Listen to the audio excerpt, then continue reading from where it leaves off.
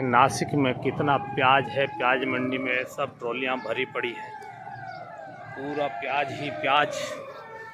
यहाँ 1-2 रुपए किलो प्याज बिकता है। किसानों की बहुत दुर्दशा है बेचारों की। राहुल गांधी जी यहाँ मंडी में आ चुके हैं, पूरी गाड़ियाँ लदी है प्याज से। यात्रा पहुंच चुकी है चांदवर कांदा मार्केट नासिक, और राहुल गांधी जी अभी एड्रेस करेंगे पब्लिक को।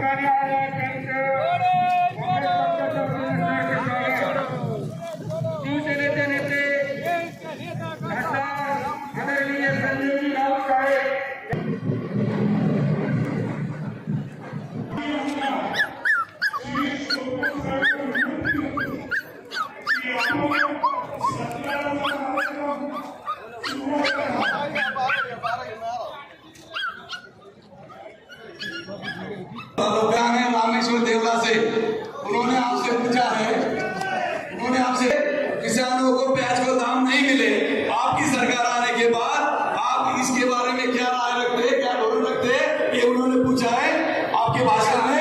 आप बताइए। अजून बोला ना बच्चे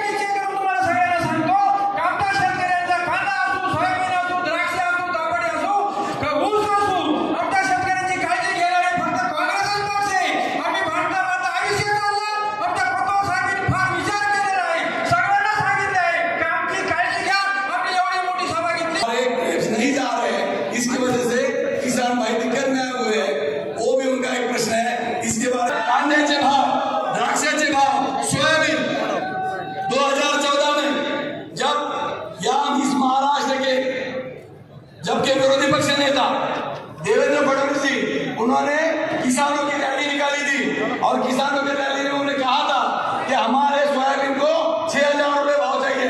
आज भी वो देवेंद्र जी फडणवीस किसानों को, सब नौजवानों को उनको नौकरी चाहिए, सब किसानों को उन्होंने पका जो फसल पकाते उनको दाम देंगे, यही आपसे आशा।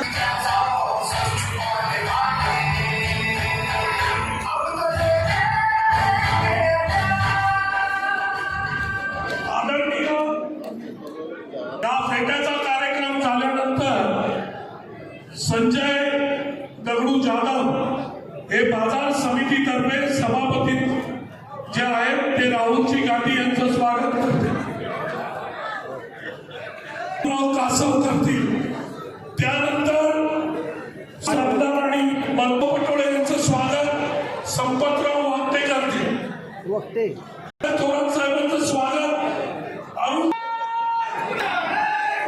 राहुल गांधी जी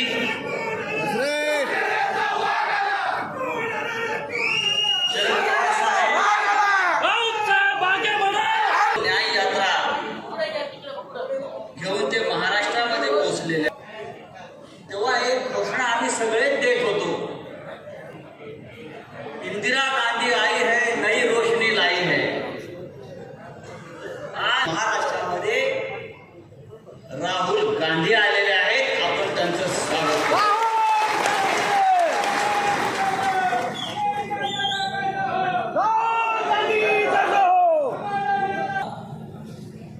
पण या देशामध्ये आज किसान आणि जवान दोघांची अवस्था खराब आहे। काश्मीरच्या सीमेवर जवान मरतो आहे आणि देशामध्ये सर्वत्र किसान मरतो आहे, ही या प्रधानमंत्री मोदीची गॅरंटी आहे।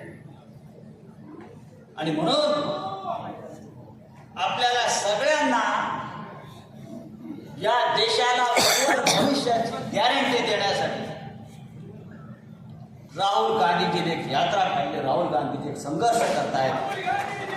त्या संघर्षाच्या यात्रेमध्ये आपण सगळ्यांनी सहभागी व्हायला पाहिजे। महाराष्ट्रामध्ये महाविकास आघाडी ज्या 3 पक्ष या तिन्ही पक्षांनी ठरवलेलं आहे इथे बाहेर दिला जातो. या देशामध्ये सध्या एकच गॅरंटी आहे नरेंद्र मोदीची,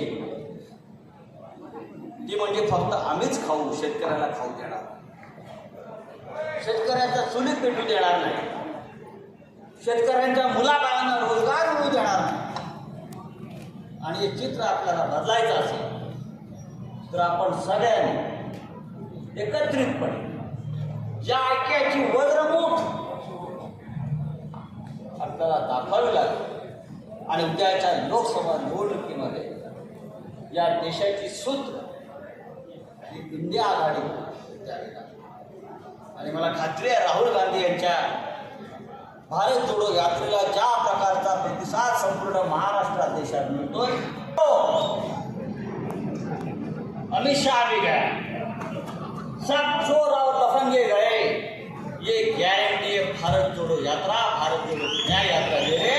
मैं फिर एक बार छत्रपति शिवाजी महाराज की भूमि पर राहुल गांधी जी का स्वागत करता हूँ और मैं उनको कहूँगा आपके पूरे संघर्ष यात्रा में महाराष्ट्र आपके साथ रहेगी, महाविकास आघाड़ी आपके साथ रहेगी.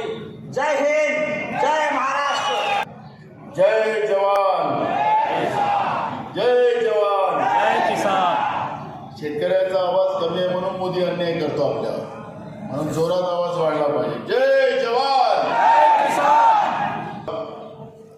आज सगळा शेतकरी वर्ग या ठिकाणी राहुल गांधींचं स्वागत करायसाठी आणि त्यांना ऐकण्यासाठी आपण या ठिकाणी सगळेजण उपस्थित झाला, त्याबद्दल आपल्या सगळ्यांचं मनापासून सुरुवातीला मी धन्यवाद करतो.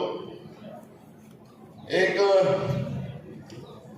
ही सामाजिक लढाई, राहुल गांधींची जी संघर्ष यात्रा आहे, त्या भाजपचं काय करायचं?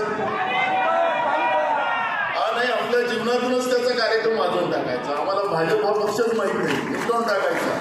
या की जी भाजप जी शेतकरी विरोधी आहे आणि या शेतकरी विरोधी व्यवस्थेमध्ये त्यांनी जे काही नुसतं कांद्यातच नाही, सगळ्या शेतकऱ्या ठिकाणी येऊन 2014 मध्ये त्यावेळेचे गुजरातचे मुख्यमंत्री आणि आता देशाचे प्रधानमंत्री यांनी सांगितलं होतं की माझी पहिली सही, तुमच्या आशीर्वादाने देशाचा प्रधानमंत्री झालो तर माझी पहिली सही कर्जमाफीवर, शेतकऱ्यांच्या कर्जमाफीवर. हे आपल्याला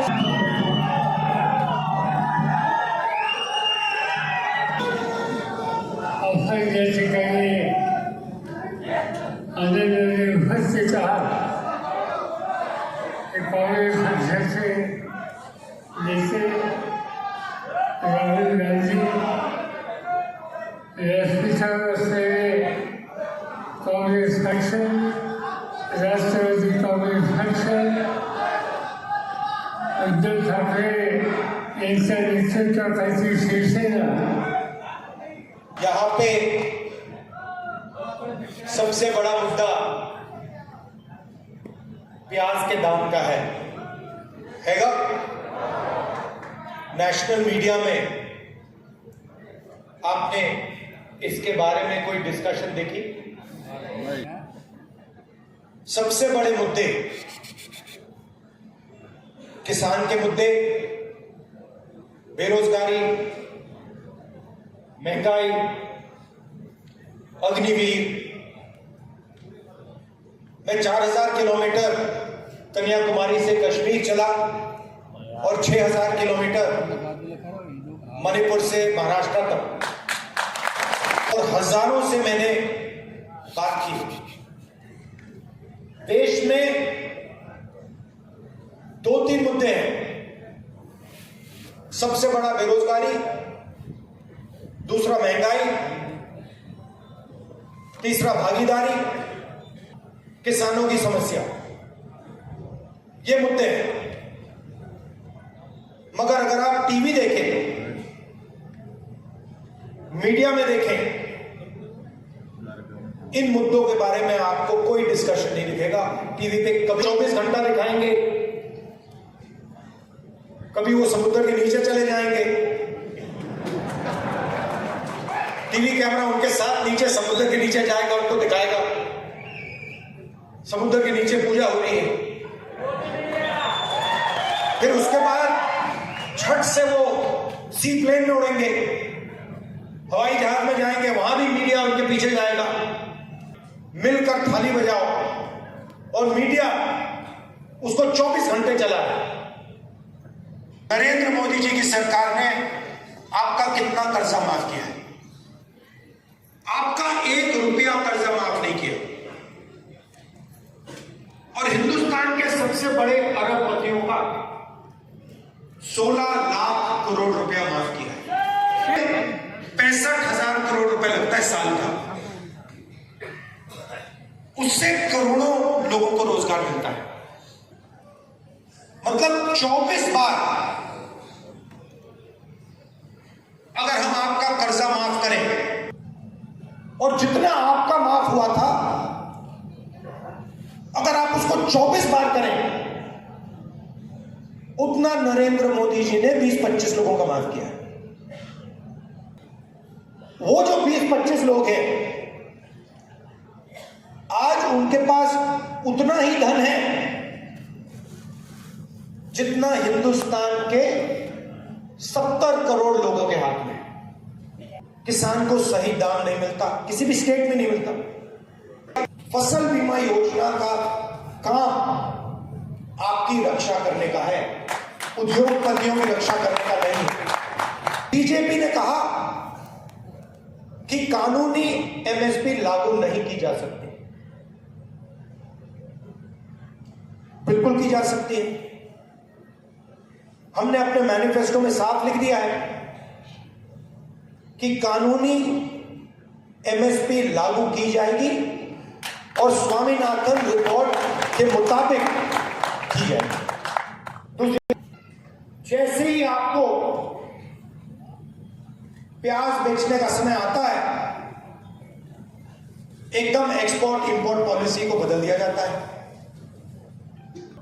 तो अगर हमारी सरकार आएगी, एक्सपोर्ट इंपोर्ट पॉलिसी से आपकी रक्षा होगी, और हमारी पूरी कोशिश होगी कि किसान जीएसटी में ना रहे। अलग अलग तरीके के टैक्स हैं, अलग अलग लेवल के टैक्स हैं। इस जीएसटी को हम स्टडी करके एक टैक्स देंगे आपको। अग्निवीर को 6 महीने की ट्रेनिंग मिलेगी। चाइना का जो सैनिक है उसको 3-4 साल की ट्रेनिंग मिलेगी। अग्निवीर को पेंशन नहीं मिलेगी, कैंटीन नहीं मिलेगी, शहीद का दर्जा नहीं मिलेगा, और उसके साथ जो जवान लड़ेगा उसको शहीद का दर्जा मिलेगा, उसको पेंशन मिलेगी, उसके परिवार की रक्षा होगी। तो अग्निवीर ने सेना को कमजोर किया है, और वो जो हमारे जवानों के साथ कर रहे हैं वो हिंदुस्तान के अंदर आपके साथ कर रहे हैं।